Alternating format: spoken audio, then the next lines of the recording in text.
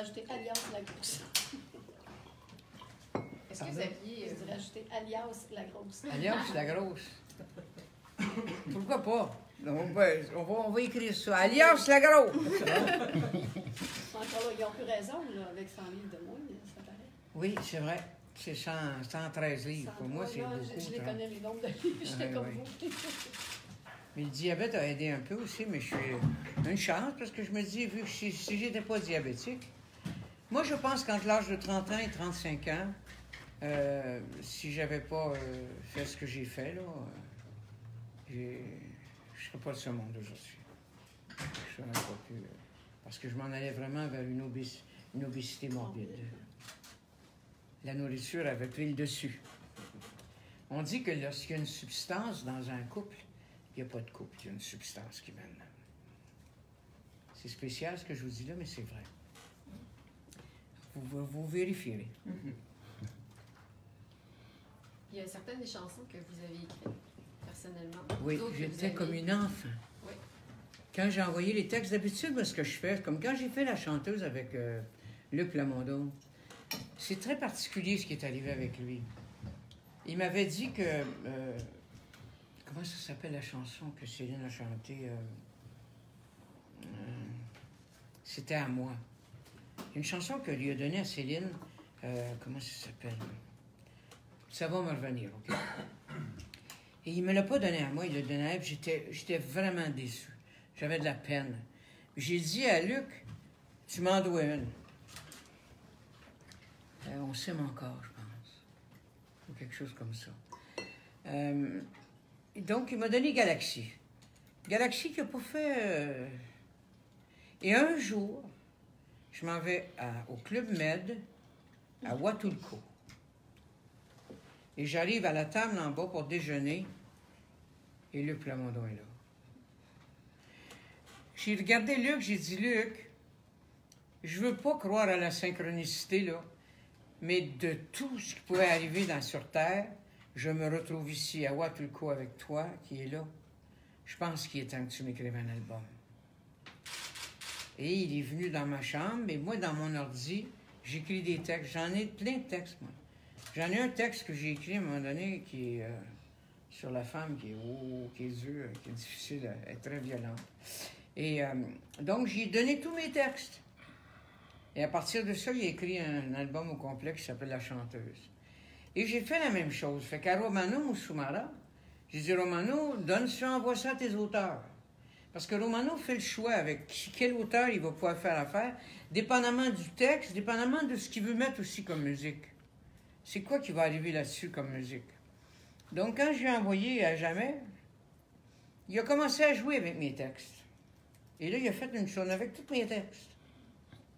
C'est lui qui l'a tout monté. C'est mon texte, mais c'est... Donc, il m'envoie 3-4 jours plus tard, il dit, voici notre chanson. Je commence à écouter ça, j'ai dit, c'est pas vrai. Parce que moi, je suis une amoureuse, je suis une personne qui adore le vent. Je suis... une histoire, tiens. Je suis dans le 7e arrondissement. Juste à côté, il y a la maison des aveugles. Et souvent, je marche, puis il y a beaucoup d'aveugles. Dans des restaurants, beaucoup d'aveugles qui sont là. Puis il y en a un, à un moment donné, je me promène, mais il doit me sentir, il doit savoir que je suis là. Ou bien je sens bonne, ou bien je sens mauvais, je ne sais pas. Mais il me sent, puis il me dit, « Hey, vous pouvez m'aider? » J'ai dit, « Oui, qu'est-ce que vous voulez? Voulez-vous m'amener un café? J'ai besoin d'acheter des cigarettes. » D'accord. Fait que je le prends dans mes bras comme ça, puis on s'en va, tous les deux de même, puis on marche. À un moment donné, il disait à moi, puis, au moment où on s'en va, il y a un vent, là. Puis je suis là, puis je me ferme les yeux, puis je suis tellement... Moi, je suis en amour avec le vent. C'est comme s'il me caressait. Fait que je sens ça bien fort. Il me dit, alors, vous sentez le vent? Ben oui. J'avais envie de dire, je sais pas parce que t'es aveugle, Chris, que je ne sens pas le vent. Oui, je le sens autant que vous, je suis sûr. Parce qu'il est bon aujourd'hui le vent. Je dis, oui, je sais qu'il est très bon le vent. Donc, moi, c'est toujours, je suis dans l'eau, là, je peux être en train de, je suis dans la mer, là, puis le vent, il est beau, il est fort, là, je m'arrête. Je me laisse emporter par le vent. Et c'est la première phrase, je dis, aujourd'hui, je veux, attends, je vais aller trop vite, là. Je suis excitée, moi, là. Le vent vous donne de l'énergie. Oui, c'est ça. Le vent, il y a quelque chose dans le vent. Mais je disais qu'il voudrait m'emporter. Je me suis toujours dit qu'il va avoir de la misère à me traîner. Il faudrait qu'il soit fort pour pouvoir m'emporter, mais je le dis là-dedans. Aujourd'hui, attends. Je m'en rappelle plus. C'est pas grave. Je peux le jouer, si un souvenir. Ça va être le fun. Regardez bien ça. À jamais. C'est justement dans la chanson À jamais, ça, que tu commençais en parlant du vent. Hein? C'est dans la chanson À À jamais. jamais, oui. C'est au début. Oui. C'est ça. Ce soir je veux oublier qui je suis, ce que je fais, recommencer ma vie sans remords ni regret. Comme si le vent ne savait plus où tourner, et que j'aurais envie qu'il vienne enfin me chercher. La musique là-dessus, là, c'est comme une symbiose avec mes paroles. Ce soir je veux aimer comme je n'ai jamais aimé, aimer cet inconnu qui n'est jamais venu, pour retrouver en moi cette flamme d'autrefois et apaiser mon âme à jamais dans ses bras.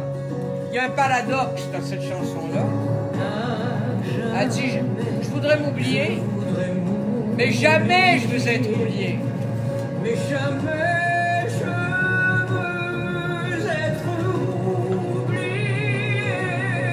J'ai chanté mes chansons, puis amour et passion. Ce qui est formidable dans tout ça, moi je regarde ça, je sens que je suis un être privilégié parce qu'à mon âge, je connais des chanteuses qui préfèrent jouer au golf. OK. Puis qu'ils le disent à part ça dans les entrevues. Je les regarde et j'ai dit, t'étais... Je me fâche, je fais des colères après eux autres. Je me dis, c'était même pas vrai. T'aimes mieux jouer au golf que de chanter. Moi, pour moi, chanter, c'est pareil comme... c'est pas aussi plus naturel que ça, tu meurs. Je suis né pour ça.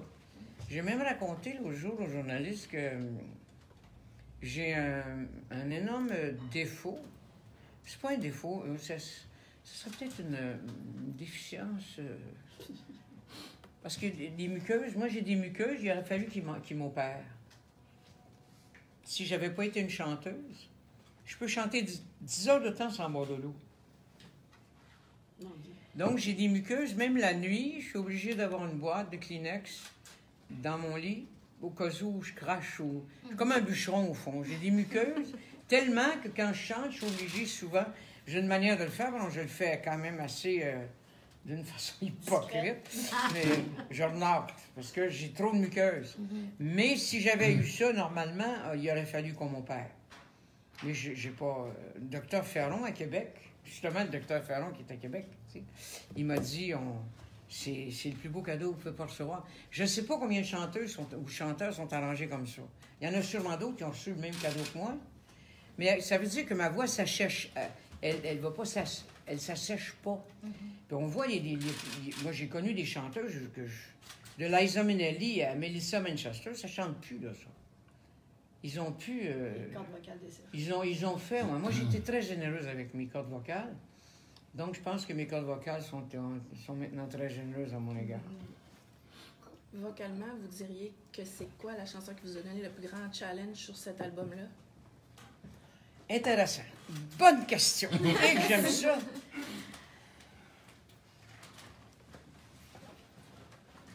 Le plus grand challenge, c'est je pense pas que ça va être une chanson importante sur l'album. C'est bizarre, parce qu'à date, c'est pas celle-là qu'on semble être... ce serait « Je l'aime pour deux ». C'est une chanson qui est très difficile à chanter, puis en même temps qui est très difficile à apprendre. Pourtant, d'habitude, moi, ça rentre assez bien, mais « Je l'aime pour deux ». J'ai commencé, c'est Eric et moi qui devaient l'écrire. On a commencé à l'écrire. J'avais écrit, attendez, je vais regarder, voilà, juste pour vous montrer. Des fois, jusqu'où ça va, une chanson. Alison Renaud. Bon, attendez un petit peu. Voici les paroles. Voyez-vous, j'ai dit toutes les paroles que je voulais chanter dessus. Amuse-toi. Parce que moi, c'est toujours amuse-toi. Tu dors dans ta chambre, je dors dans la mienne. Tu es mon espérance ou ma dépendance. Tu es ma délivrance ou mon impuissance. Je ne sais plus comment l'appeler. Chaque soir que Dieu amène, j'attends que tu viennes me retrouver et m'aimer. C'est comme une illusion, c'est comme une habitude. C'est comme si je voulais qu'il neige en plein été. C'est comme s'il faisait chaud en plein hiver. Si j'ose lever la voix, tu t'en vas. Comme s'il y avait dans l'air un parfum amer. Ce n'est plus toi le fou, ta schizophrénie m'a rendu folle. Donc, c'est comme ça que j'écris quand j'écris. Et je ne sais plus comment voler. C'est comme si mes ailes étaient brisées. Il y a les donneurs, les receveurs, les gagnants, les perdants, les jaloux, les hypocrites, les phallocrates. Mais moi, je m'en fiche. Quand j'écris, c'est comme ça que j'écris. C'est comme si une de mes ailes était brisée. Je ne sais plus comment voler. Je n'ose plus parler de peur que tu t'éloignes. C'est comme si j'étais dans un cul-de-sac. Je suis désemparée. Mes silences sont encore plus forts que mes mots. Mes mots font mal à ma peau, jusqu'aux os. Je sais que je dois vivre sans toi, je m'illusionne et je pardonne. Or se lève le jour. En tout cas, j'ai dit à Eric, je suis pas capable de l'écrire. Puis Eric, lui, si je vous montrais, lui, ce qu'il écrit, c'est vague. J'aime pas les chansons vagues. Je n'aime pas, j'ai jamais... Moi, tout ce qui est... Il y a des choses qui sont très poétiques, que je trouve belles, mais le voile qui s'en allait dans la veuve, moi, là, c'est... Non. Quand on se donne, on a 15 ans, on rit, on danse, on est joli, on fait confiance. Pour moi, c'est des vrais, là, c'est comme direct. Tu m'aimes-tu, mais tu m'aimes pas. Tu sais, c'est pas... Est-ce que tu crois que peut-être... Dans le vent, dans le ciel, dans le nuage, non. Moi, c'est direct. Donc, je trouvais que lui, il était trop abstrait. Il disait des paroles que je comprenais même pas. Ben là, je couche dans ma chambre, couche dans la sienne, là. C'est pas... de retour, mon cœur qui l'attend dans la nuit. Écoute, moi, non, là, j'ai dit non. Donc, j'ai dit, donne ça à ton chum. J'ai dit, Goldmanas, là, lui, il écrit comme chante. Donc, il l'a donné. Puis quand il m'a envoyé ça, attendez, je vais le trouver, où est-ce qu'il est? Parce que c'est une chanson qui est tellement... C'est ça, c'est qu'à un moment donné, j'ai dit sur l'album, j'écris sur chacune des chansons, jusqu'à quel point mes chansons sont vraies, tu sais. Non, ne croyez pas que le monde entier me l'envie. Non, n'imaginez pas Je trouve que c'est... qu'il prend toute la place dans ma vie. C'est beau. Mais demandez-moi pourquoi je suis là pour lui, pourquoi je me bats contre moi et contre lui, et à mon âge aussi. Demandez-moi ça. Non, ne croyez pas que je dors dans un autre lit. Voyez-vous comment c'est paradoxal? Ne vous trompez pas. C'est sûr que la passion n'est jamais endormie. Quand tu me regardes, tu l'as une fille qui l'a pas. Ne m'écoutez pas. Si je dis du mal de lui, c'est n'importe quoi.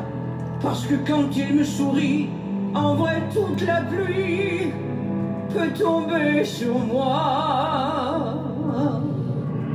Je l'aime pour deux, tellement pour deux, que parfois... J'ai même dit, il doit parce que Goldmanas, il doit savoir que je suis une personne quand même forte.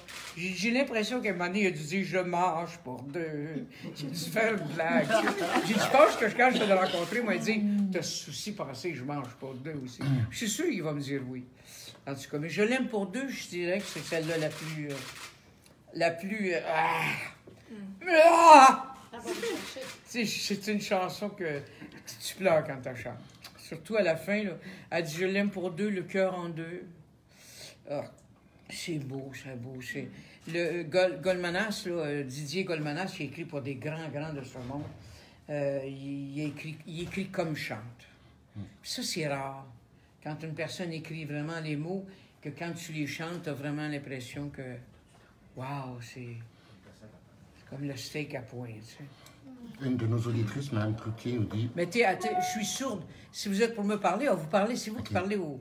Parce que si vous êtes pour parler, cachez pas votre bouche. OK. J'ai plein de machines, où est ma petite machine. Elle est au bout en plus, elle est au maximum.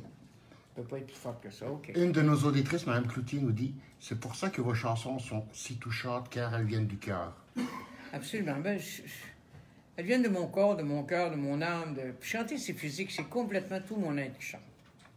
D'ailleurs, j'ai remarqué qu'à chaque fois que je donne des concerts, je peux en donner comme 19, pas toutes de suite, là, mais après ça, il faut que je me repose. C'est tout mon être qui est fatigué, c'est pas ma voix. Ma voix n'est pas fatiguée. C'est mon être qui est fatigué. Un jour, mon fils, il dit, qu'est-ce que c'est? C'est quoi, maman, qui t'allume quand tu chantes? Mais moi, je chante comme si c'était un film. Je vois les images. Ce n'est pas de se parler devant la glace. Je me vois en train de parler dans le miroir. Ni de s'endormir dans un lit à deux places. Je le vois, les doubles. De frémir au moindre coup. Je l'entends, le coup de téléphone. C'est comme des images pour moi quand je chante. Tout prend les images. parce que j'ai souvent demandé aux chanteuses, à quoi tu penses quand tu chantes? Il y en a qui pensent à leur chum, à ça de ma frère, n'importe quoi. Moi, je pense, c'est des images, je les vois, je vois tout. C'est peut-être pour ça que je suis fatigué. C'est pour ça que c'est important que les chansons soient aussi concrètes. Je pense, oui. Il y avait François Cousineau, un jour, j'avais dit, je peux pas chanter. Et il dit, Ginette, t'as une bonne toune, c'est une bonne toune. Tu sais, c'est comme aujourd'hui, j'ai rencontré l'homme de ma vie. Oh, oh. Tu sais, pour lui, c'est ça une bonne toune, tu sais, que ce soit vrai ou pas.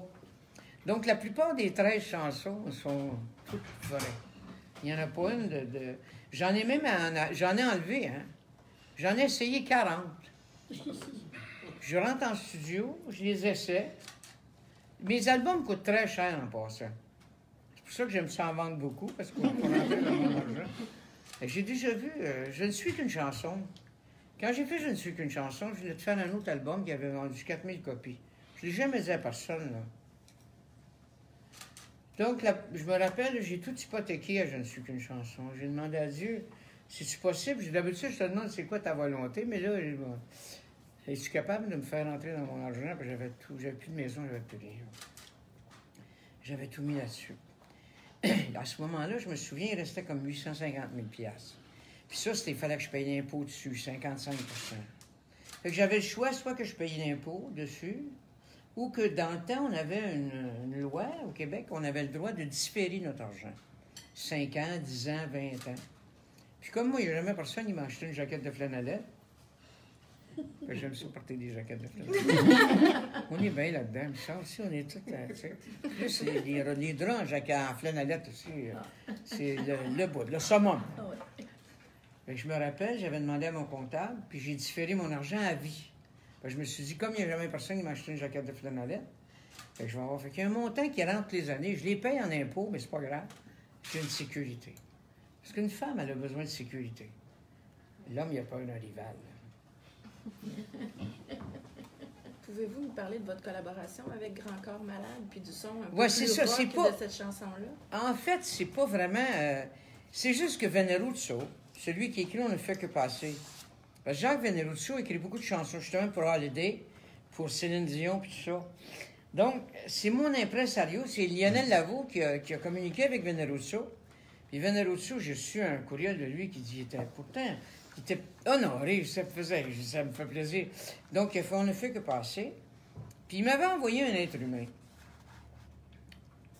J'ai dit, c'est une drôle de toune.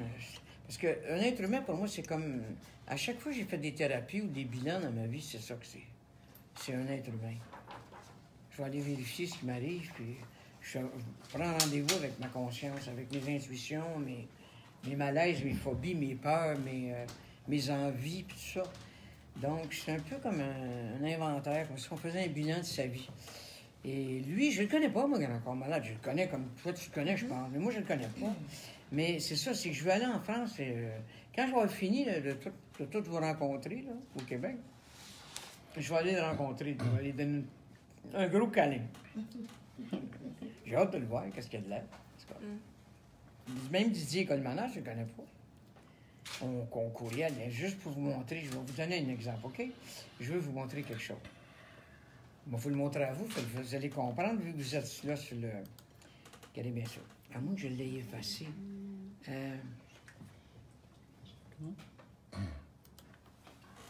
Je l'ai effacé beaucoup. J'en avais là jusqu'en bas.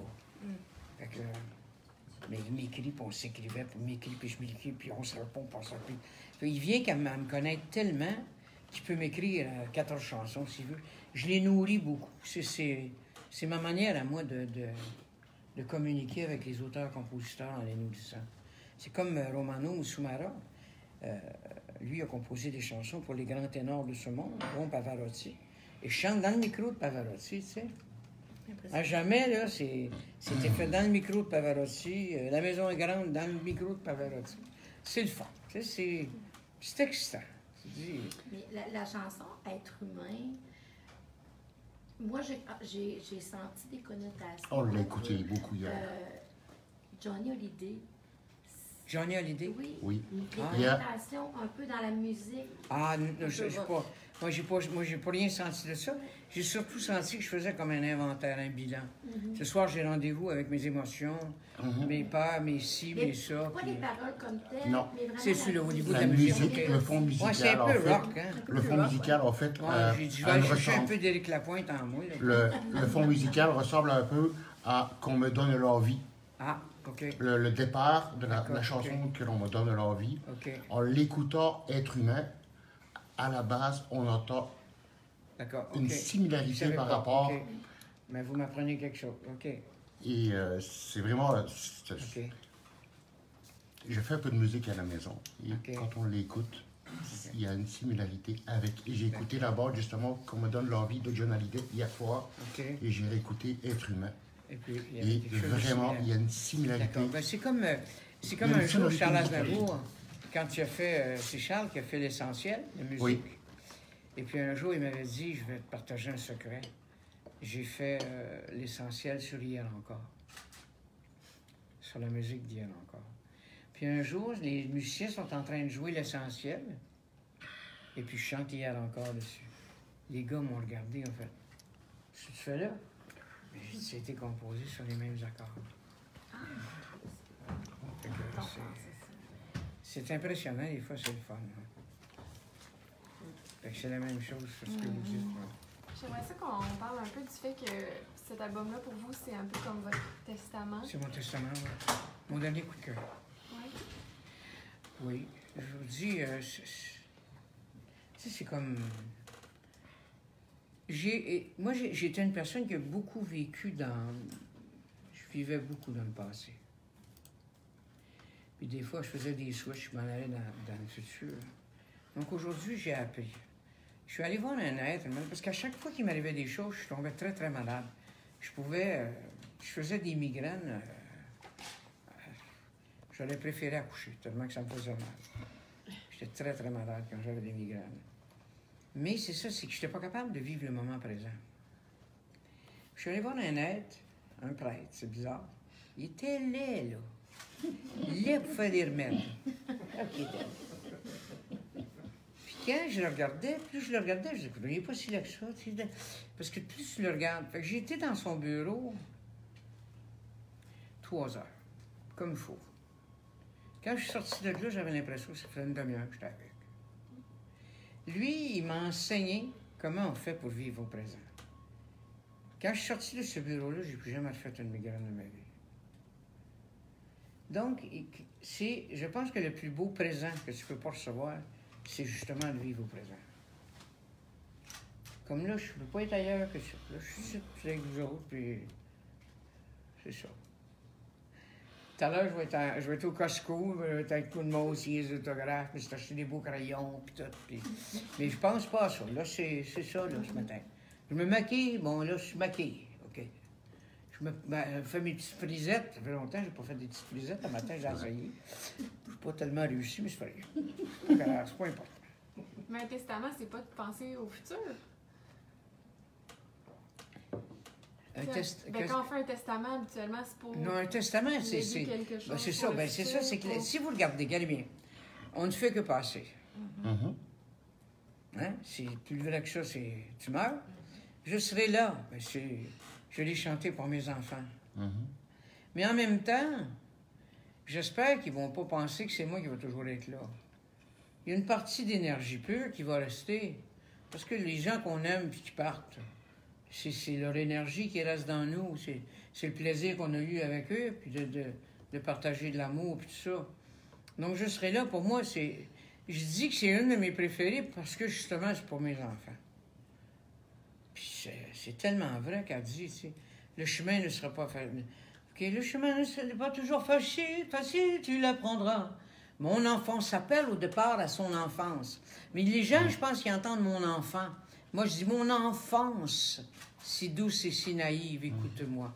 Elle parle aussi à son enfance. Puis quand elle dit, là, continue ta route et ne laisse pas le moindre doute s'installer. Parce que la chose la pire, si tu vas amener quelqu'un en enfer, sème le doute et culpabilise-le. Tu l'amènes en enfer. Aussi. Dis-moi que tu sèmes le doute. T'es pas si belle que ça, tu sais. Attends, je te dis, t'es pas si belle que ça. Là, tu t'en vas chez vous, puis ouais, peut-être, y a-tu quelque chose, tu sais? Ben, sème le doute. Tu m'aimes-tu? Sème le doute. Ça emmène les gens en enfer, ça les... Puis culpabilise-le. Tu sais, dis quelque chose. T'as-tu vu la lune? Regarde, qu'est-ce que t'as fait avant que ça peut... Puis il s'en va. Moi, je viens d'une famille très dysfonctionnelle. J'ai vécu de la honte toxique. J'ai été très longtemps, parce que l'année passée, je suis allé voir un psychologue pour essayer de m'aider. J'ai dit, accélère mon bonheur. À mon âge, là, j'accélère mon bonheur. Donc, il a commencé à me dire que j'avais une personnalité soumise avec un caractère dominant. Il m'a dit, ta blessure, c'est une blessure d'abandon. Tu ferais n'importe quoi pour être abandonné. Donc, quand je suis revenu de là, parce que j'étais vraiment déprimé, mon fils venait de me quitter, parce qu'il a ouvert son restaurant cabaret. Après ça, mon chum m'a quitté lui avec. Et j'étais pas mal... Et c'est là que j'ai compris les attentes. Comment on est dans l'attente souvent. Puis dans notre tête, il va m'aimer. Il y a du monde qui ne sont pas capables de t'aimer. Même si je leur demanderais de t'aimer, ça ne s'achète pas l'amour. J'ai acheté bien des affaires dans ma vie, mais pas l'amour, je n'ai pas été capable. Non, ça ne s'achète pas l'amour. Quand vous parlez... C'est mon testament. Fait excusez, je serai là. Après ça, excusez, la grosse, mais c'est sûr que c'est moi. Après ça, ta vie, c'est encore une chanson qui parle de... Parce qu'elle dit, elle parle à son enfant, fais ce que tu veux. Vas-y, va-t'en, va la vivre ta vie. Après ça, je n'ai pas vu le temps. Je n'ai pas vu passer le temps. Je sais pas si vous avez écouté ça. Le temps ne nous attend pas. Ça, c'est Luc Plamondon. On en est là, ben, c'est la chanson de Linda. Je suis un être humain aussi. Je l'aime pour deux, ben, je vous l'ai raconté. Ça, celle-là, c'est Carlo. Il dit, fais-la donc, celle-là.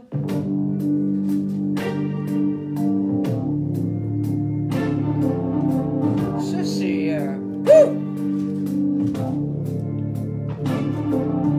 T'aimer, t'envoler, c'est toute notre histoire, j'ai tout donné. Et oser demander un peu plus pour moi espérer. Et tu m'as laissé sans parole, et tu m'as vraiment rendu folle. J'aurais brisé toutes mes barrières, t'aurais donné tous mes droits, mais jamais assez. C'est comme rien quand on compte trop mal et trop c'est pareil, sauf que toi t'as rien vu. Je pars, mon cœur n'a plus sa place. Bébé, c'est comme un miroir qui se casse. Bébé, t'as menti, t'as failli, t'as voulu, t'as pas vu. En tout cas, ça aussi, ce n'est qu'un... C'est une bonne, hein? Après ça, il y a La maison est grande. Ça, c'est ce que... Quand j'invite Carlo à venir m'aider, me donner des petits coups de main, j'ai dit, ben, écoute, s'il était capable d'écrire à jamais, peut-être qu'il est capable de m'écrire un autre. Puis ce que j'aime de Romano, c'est qu'il l'a amené, il a fait un... Sois gentil. Peut-être c'est trop fort, hein?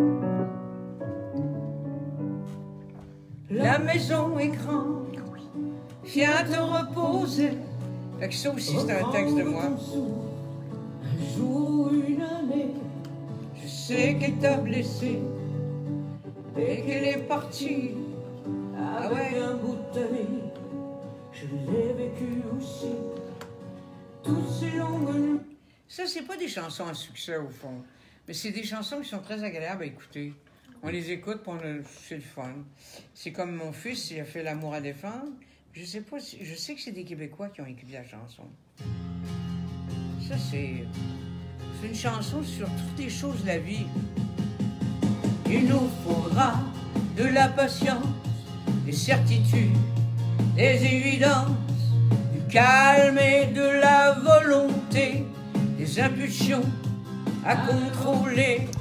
Il nous faudra de l'exigence, de l'ambition et de la chance, parfois des doutes à partager et des silences à accepter. Les plus belles aventures valent le prix qu'on les paie. C'est un combat contre le temps qui passe pour garder notre place. C'est mon combat, le combat le plus tendre, l'amour à défendre.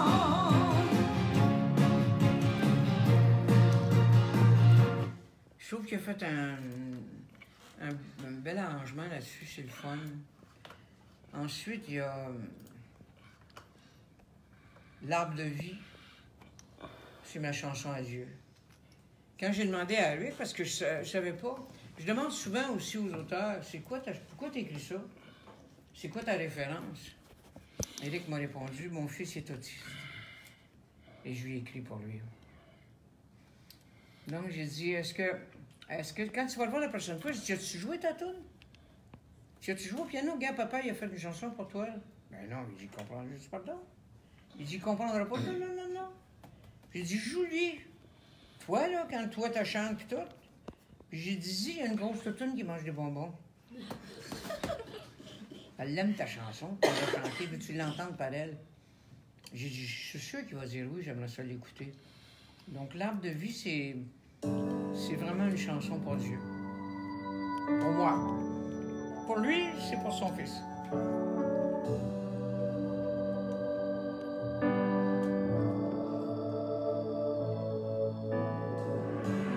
Malgré le sol fragile et cette terre hostile, brûlée d'un soleil artificiel,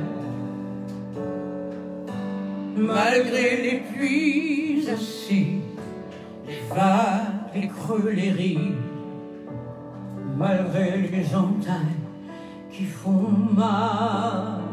Là sous l'écorce, j'ai regardé au plus haut, et c'est toi qui reste ma force.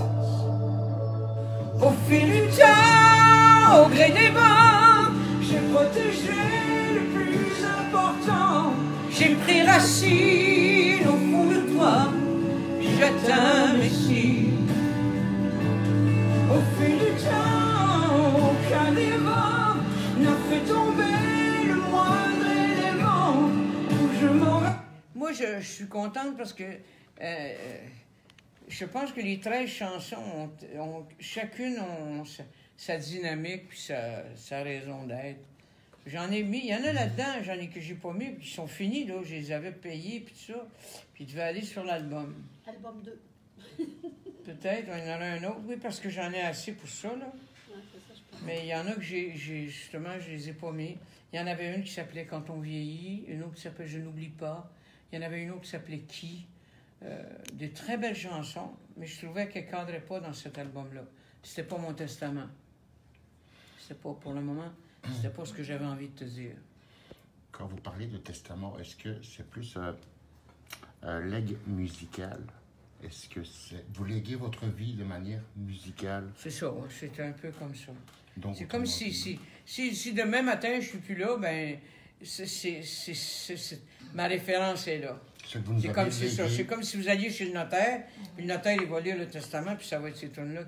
C'est mon vécu, c'est ce que c'est que je vis, c'est ce que je sens, de l'amour à défendre. On ne fait que passer. On ne fait que passer, ça ne peut pas être plus juste.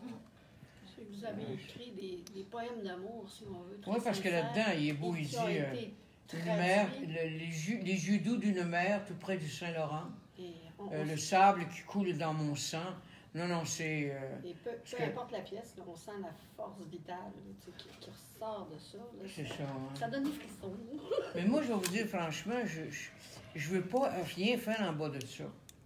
Moi-même, quand je les chante, j'en ai des frissons. Fait que je me dis... Une fois, je ne le savais pas. J'ai demandé au public, j'ai dit, vous autres, avez-vous des frissons? Puis ils ont dit, ouais, c'est correct, je ne suis pas tout seul d'abord. Je pensais que j'étais tout seul en avoir. Est-ce qu'il pourrait avoir un premier testament, un deuxième testament? Il pourrait, oui. Mais je veux dire, il va y avoir un autre album l'année prochaine. L'année prochaine, ça fait longtemps. J'ai fait un projet, ça fait longtemps que j'ai fait ce projet-là. Un album avec un orchestre symphonique de toutes les chansons que j'ai aimées le plus en anglais. Puis c'est vraiment, c'est de toute beauté. Là, on est en train de négocier pour une compagnie parce que là, on va s'en aller plutôt international avec celui-là. Ce que ça va faire, je ne sais pas. À mon âge, là, on ne part pas une carrière, on en finit une. On récolte ce qu'on a semé. Mais ça peut fort bien, parce que c'est très, très beau. Pouvez-vous nous parler de votre changement de look? Vous avez une coiffure... Oui. Je vais vous expliquer. Quand j'étais jeune, j'avais les cheveux longs jusqu'aux fesses. Pour moi, ma chevelure, c'était... je me sentais comme Hercule. Avez-vous déjà vu le film Hercule? Mm-hmm. Quand on coupe les cheveux, il n'y a plus de force. Donc, moi, j'avais les cheveux aux fesses. Et ma mère, comme j'avais des poux, on vivait... J'étais pauvre, on était pauvres. Donc, on avait des poux. Puis ma mère mettait du thé des bois. Elle appelait ça du thé des bois, elle nous mettait ça dans les cheveux. Puis un jour, elle m'a dit, je suis plus capable, tes cheveux sont en train de tout brûler, tout ça. Elle pris un ciseau, puis elle me les a coupés. Donc j'avais les cheveux comme coupés, comme... Aujourd'hui, ça aurait été la mode. Mais dans ce temps-là, là... Et je me souviens d'avoir pris une pièce, d'aller chez le barbier, puis faire couper mes cheveux comme Elvis Presley. Fait que du jour au lendemain, pendant des années, j'ai gardé mes cheveux. Je me rappelle comme dans un sac spécial. J'allais toucher la texture. Pour moi, les cheveux, il n'y a rien de plus beau chez une femme, c'est sa chevelure. Je trouve ça beau, une chevelure. Fait que si je vous disais que présentement, ma féminité est dans mes cheveux en ce moment. Je me couche le soir, puis je place mes cheveux sur l'oreiller, je touche la texture, je me sens plus femme que jamais. Quelque chose que... C'est mes cheveux. Mes cheveux ont... La raison pour le moment, c'est ça. Donc, c'est sûr que ben du monde m'ont dit ça te fait pas bien, t'as bien mes cheveux courts. Je suis d'accord. À mon âge, je vous trop splendide. Moi, j'adore. Parce qu'à mon âge, souvent les femmes ont les cheveux courts, tu sais. C'est moins d'ouvrage, tout ça. C'est de l'ouvrage quand même de garder ses cheveux propres, puis de les coiffer, puis de les démêler, puis de mettre du conditionneur, puis de tout ça, puis en tout cas. Mais j'aime ça, je trouve ça le fun, puis c'est beau. Quand je vous ai vu passer à la TV avec vos cheveux longs, la première chose que j'ai dit, c'est « Il regarde ça, des beaux cheveux longs. » J'ai dit « que ça y fait bien. » Non, puis ils sont pas teints, je suis plus teint.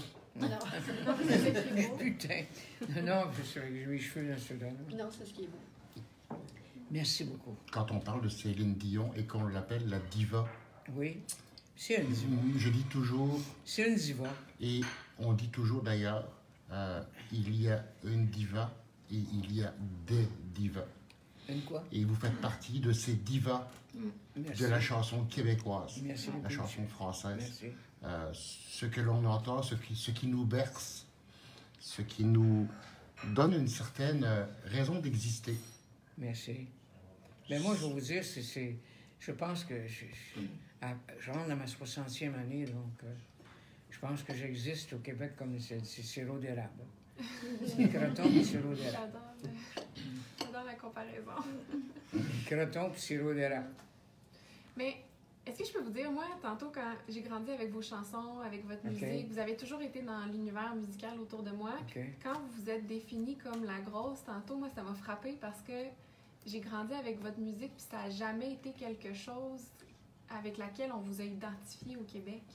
peut-être en Europe parce que les gens avaient besoin d'un Oui, bien, je vais vous dire, au visuel, Québec aussi. Bon, vous te raconter. Je m'en vais chanter à Saint-Tite, OK? Je suis avec mon gars, j'amène mon fils Cédric avec moi. Fait que mon gars s'en va dans l'après-midi pour jouer dans, tu sais, les jeux, là. Tu te rappelles, tu lances un cerceau, puis ça coûte 10 cents, ça coûte telle affaire. Donc, mon fils s'en va jouer. Puis mon fils, c'est un farceur comme moi, il a de l'humour. Parce qu'une pomme, ça tombe jamais trop loin du pommier. Il arrive, puis il commence à jouer, puis il dit au gars, il dit, c'est qui chante ici, ce soir?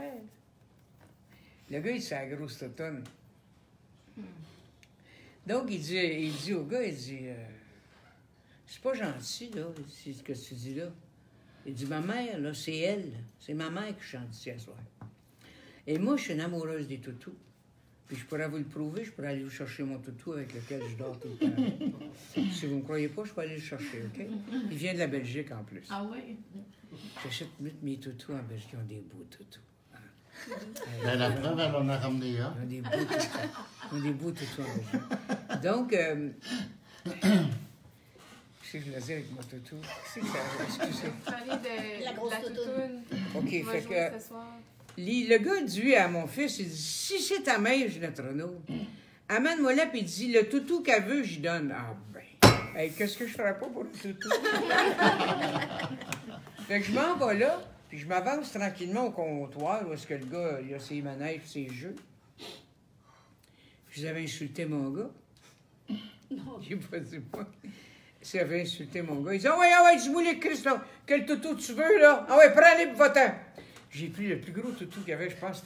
Il était énorme, il prenait à la table. Et je l'ai mis sur le piano. Et ce soir-là, quand je suis monté sur scène, j'ai dit, je vais vous dire bonsoir tout le monde. Puis vous allez ce soir, vous vous défoulez, vous allez dire bonsoir la grosse toutoune. En tout cas, c'était tellement drôle. Je l'ai fait 3 fois avant qu'ils le disent. J'entendais bonsoir la grosse. Non, toutoune! Bonsoir tout le monde! Puis là, j'ai entendu bonsoir la grosse toutoune. Il disait, t'es capable de dire grosse toutoune, il y avait de la misère avec ça. Mais c'était un beau moment, j'ai eu bien du fun ce fois-là.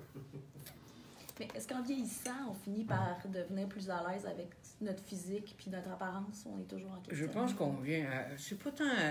Peut-être pas à l'aise comme on a une plus grande acceptation. On accepte. J'ai dit, je pense pas jamais de revenir à 125 ou à 117. J'ai déjà pesé 117, mais à peu près pendant 3 heures de temps. Tu vois, j'avais déjà pris 5 livres ou 6 livres. Moi, je suis une alcoolique de la bouffe. Il y en a qui c'est des alcooliques, d'autres c'est des drogués, il y en a c'est des maniaques sexuels. Il y a chacun sa substance ou sa dépendance. Moi, c'est des jujubes. Il ne faut pas se mettre devant les jujubes.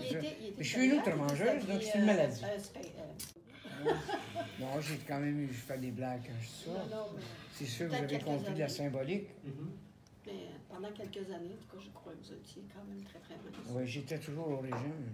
Tout le temps, tout le temps. Diriez-vous que vous êtes sereine aujourd'hui?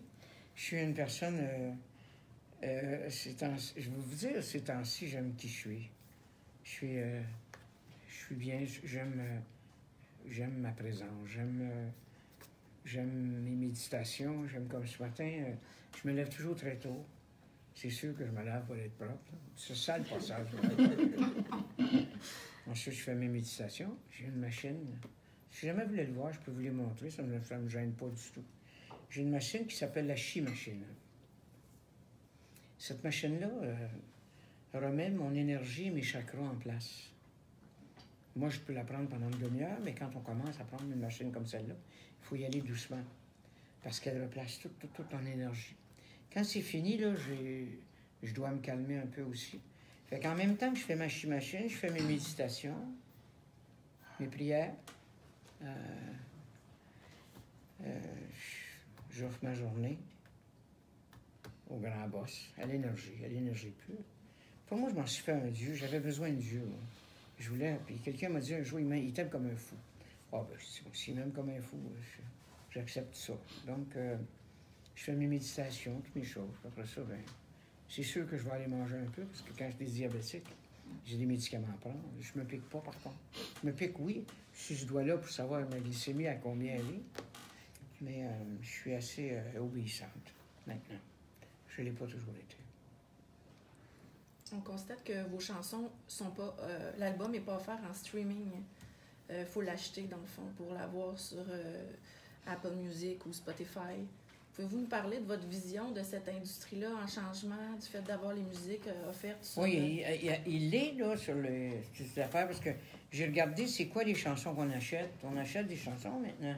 Oui, mais ils ne sont pas offertes en streaming, c'est-à-dire qu'on ne peut pas avoir une écoute en continu OK, ça, je savais pas sans ça. l'acheter, dans le fond. OK, ça, je ne savais pas. Là.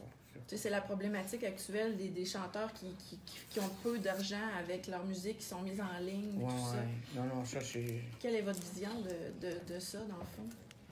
Moi, je vais vous dire, franchement, je suis pour la technologie, pour la simple raison que il n'y a rien de plus... c'est grand. Je veux dire, on peut communiquer maintenant, on peut savoir n'importe quoi.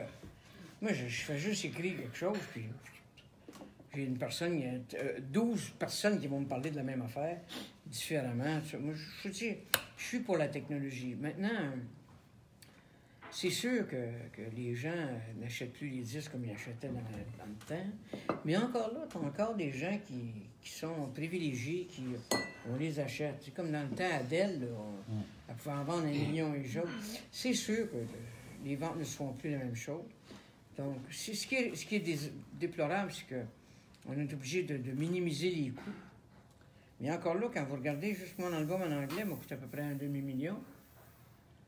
Celui-là, il m'a coûté 300 000 à peu près. Là. Donc, il faut en vendre beaucoup pour être capable de revenir dans son argent. Mais c'est pas ça, quoi. Moi, je ne suis pas à l'argent. Je regarde pas ça. Je pourrais vous raconter des choses, ça ne me tente pas de vous conter ça, mais c'est comme un jour, quand René venait à la maison, il disait « Ginette, tu fais du showbiz. » Je dis « Non, moi, je chante pour le vrai, tu sais. » Je disais « À chaque fois que je vais chanter à l'hôpital Sainte-Justine, je ne suis pas obligé de faire un front page avec ça, là. » Donc, pour moi, c'est pas... Tu sais, c'est comme... Il y en a qui s'élancent. J'ai été avec des grands de ce monde, là. J'en ai rencontré du beau monde, fait. C'est Stéphanie, hein? Oui. Non, parce qu'Elisabeth, c'est ça. J'ai rencontré du beau monde dans ma vie, puis j'ai pas jamais... C'est pas... Viens prendre une photo, viens prendre un portrait, là, tu sais. Mais des grands, là, des présidents des États-Unis, des affaires de même, là. Mais j'étais pas... Puis il y en avait des artistes, c'était juste ça qu'ils voulaient faire, parce que c'est du show business. Moi, j'ai dit non, moi, je fais pas de show business. Je laisse ça à bien d'autres mondes qui sont capables de le faire. Moi, je peux pas faire ça. Madame Renaud, est-ce que vous seriez disponible pour des entrevues individuelles aussi? Des entrevues quand? Mais là, vous n'avez pas, là? Oui, c'est une entrevue de groupe, mais est-ce que vous seriez disponible pour une entrevue individuelle ou des entrevues individuelles? Ça, c'est pas... Je pense que je vous en donne pas mal en ce moment. Peut-être les faire individuelles, je pense que non.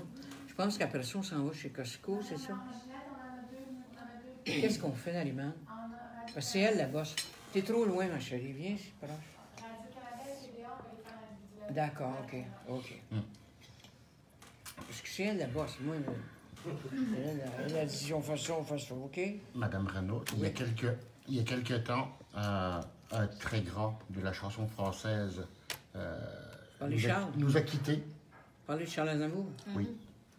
Puis, je sais que votre réaction sur les réseaux sociaux, c'est une profonde tristesse. Je veux dire, il y a quand même... Il faut qu'il meure un jour. Ça, par exemple, c'est comme moi, je vais partir aussi, là, puis arrêter de broyer, tu sais. Bon, il y avait 94.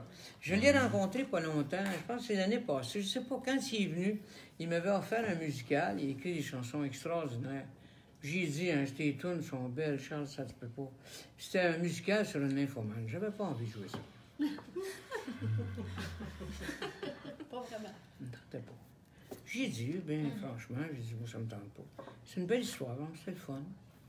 Moi, ça me tente pas. Même si c'est un musical, avec des belles tunes. C'est un grand monsieur par... Ah non, c'est...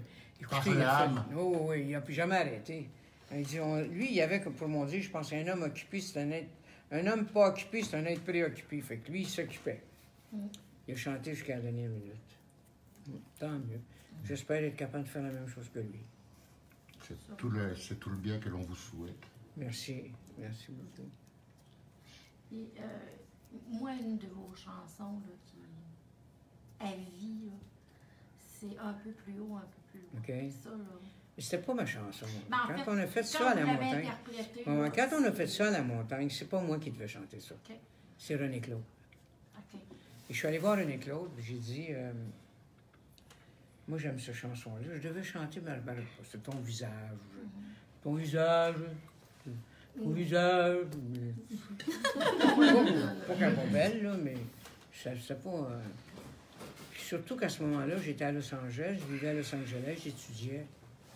René Claude était bien fine. Elle m'a dit, prends-la, je te donne. Je trouvais ça bien correct. Donc, cette chanson-là est devenue quand même une chanson extrêmement importante. Samedi, j'ai trouvé ça quand même particulier. Quand je suis allé chanter pour Lise Payette, c'était mon amie pendant un bout de temps, ça m'a fait drôle de chanter un peu plus haut.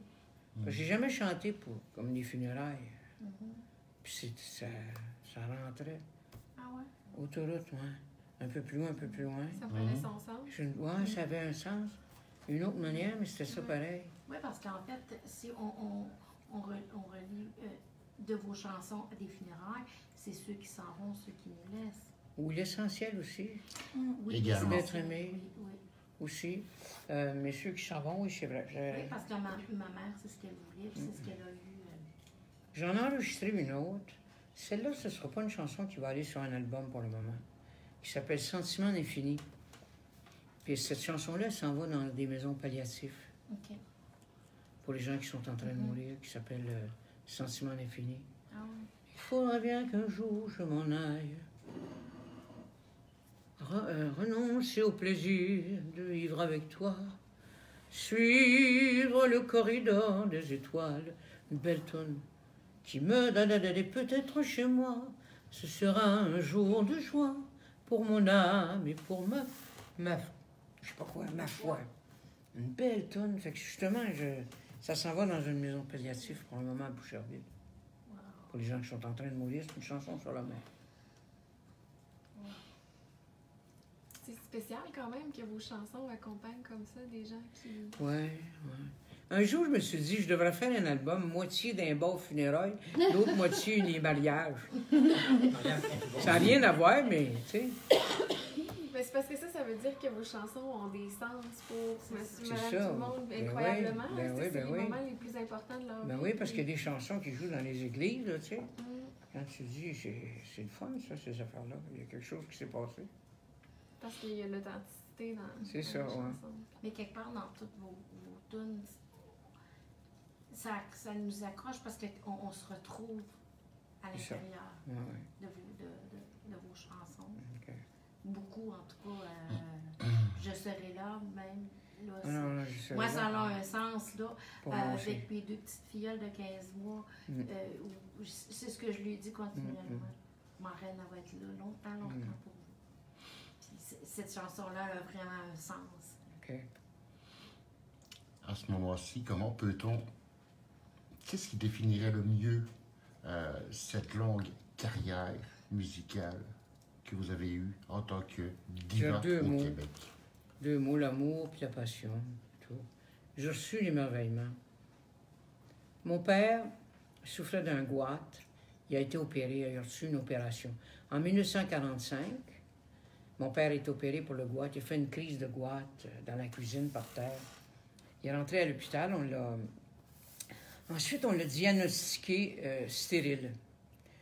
À partir de ce moment-là, il ne devait plus jamais avoir d'enfant. J'avais déjà un frère et une sœur. Moi, j'ai un grand frère qui est décédé maintenant, et ma petite sœur qui est morte il n'y a pas longtemps. La plus jeune, le bébé, avait 66 ans. Elle était toxicomane, narcomane, alcoolique, boulimique, anorexique, lesbienne. Lesbienne, ça ne me dérange pas, parce que si elle était bien là-dedans, c'est tout correct pour moi. Donc, et quand mon père a été diagnostiqué stérile, ma mère est allée à la chapelle de l'hôpital, puis elle a dit à Dieu, « Alors, donne la virilité à mon homme, puis quand je vais revenir à la maison, je vais te donner un 3e enfant. Mais cet enfant-là, donne-lui un don. » Puis là, elle tombée à genoux, puis supposément qu'elle exauce ma prière, puis fait ça pour mon homme que j'aime, puis tout ça. Et supposément, parce que moi, j'ai demandé à ma mère des questions qu'on ne demande pas à sa père. Parce qu'on ne voit pas nos parents en train de faire l'amour, là, quand même. Il a fallu qu'ils fassent ça, Christophe, qu'on soit là, tu sais. Il a fallu qu'il y en ait un qui arrive à l'orgasme pour que vous soyez là, vous avec, tu sais. Fait que, on ne les voit pas. On ne voit pas nos parents en train de faire ça. Donc, ma mère, je dis, mais comment tu m'as fait? Elle dit, quand on est revenu de l'hôpital, elle dit, tu sais, ton père, elle dit, c'est un beau cochon. Puis elle dit, il était bien entrepreneur. Elle dit, dans le taxi, il était déjà, là, tu sais. Fait que, quand ils sont arrivés dans le portique, supposément qu'il a fait l'amour à ma mère. Puis il a demandé à ma mère, t'es-tu dangereuse? Ben, elle dit, oui. Ben, tu veux ton 3e enfant, là? Le voilà. Donc, moi, je pense que j'ai toujours pensé dans ma tête, c'est peut-être enfantin ou puéril, mais j'ai toujours dit, tabarnouche, il me semble qu'il tenait dans ses bras que mon père était fort, tu sais. Fait que quand ça a rentré, cette petite sève-là, là,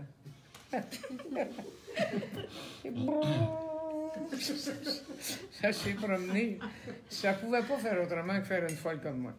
Puis quand j'étais jeune, le plus drôle dans tout ça, c'est quand j'étais jeune, regardez bien, ma mère demande, donne la vérité à mon homme, je te donne un 3e enfant.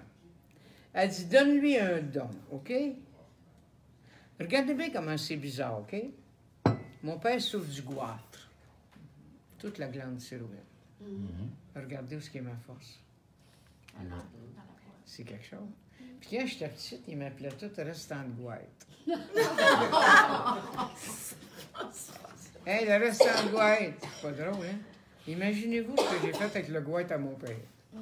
C'est-tu quelque chose quand on regarde ça? C'est éblouissant, c'est comme wow! C'est un big wow! Fait que je regarde ça, puis je me dis, toute la passion. Et vous imaginez, mon père est à l'hôpital, il vient de faire une grosse opération. Ça fait longtemps qu'ils n'ont pas fait l'amour, ils s'aiment comme des fous. Tu sais, il arrive dans le portique, là, il n'attend pas d'arriver d'ailleurs, là, tu sais, c'est dans le portique qu'on fait la chose, et on fait Ginette sur là, tu sais. Fait que Pascalin, il me demande, il dit, mais tu m'as fait tout, j'ai dans le portique. En tout cas, juste pour rire. C'est pour rire, mais c'est vrai pareil. Cet après-midi... Enlevez votre main que je vois vos lèvres. Cet après-midi, vous serez à Québec encore. Oui. Donc là, vous allez procéder faire le lancement chez Costco. Oh, il faut signer des autographes. J'ai acheté des beaux crayons neufs. Là. Juste comme ça, pour ceux qui nous écoutent en ce moment, juste comme ça, pour ceux qui nous écoutent, quel Costco serez-vous? Nous autres, on le sait. Aucune idée, je ne sais pas. Okay. Je ne sais pas du tout. Je sais pas, pour moi, je ne sais pas. Je sais pas où est-ce qu'on va être. Donc, ça va être le Costco Le Bourgneuf. Je sais pas lequel. Le Costco dans le secteur Le Bourgneuf. C'est la rue Bouvier. Sur Bouvier. Donc, le Costco sur la rue Bouvier, dans le secteur Le Bourgneuf. Madame Renaud sera là cet après-midi, aux alentours de 15h, pour faire les signatures et le lancement de son album. C'est ça. On est-tu correct? Donc, Yes. Oui, merci beaucoup. C'est beau? Merci. Merci beaucoup, Madame Renaud. Merci de nous avoir reçus. Merci. Fait que là, on va faire des petites entrevues là-bas. OK? Oui.